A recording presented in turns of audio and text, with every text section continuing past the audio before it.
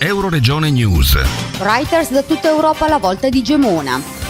Gemona del Friuli ritorna capitale del graffito con la 9ª edizione di Elementi Sotterranei, il festival internazionale di street art che anche quest'anno dal 7 maggio al 7 giugno porterà nel paese friulano writers provenienti da tutta Europa. Realizzato dall'Associazione Culturale Bravi Ragazzi, ogni anno il festival propone un tema d'attualità sociale o ambientale. Cibo e sovranità alimentare è il tema dell'Opera Collettiva 2014. Come nasce l'idea di questo tema lo abbiamo chiesto a Francesco Patat, presidente dell'associazione.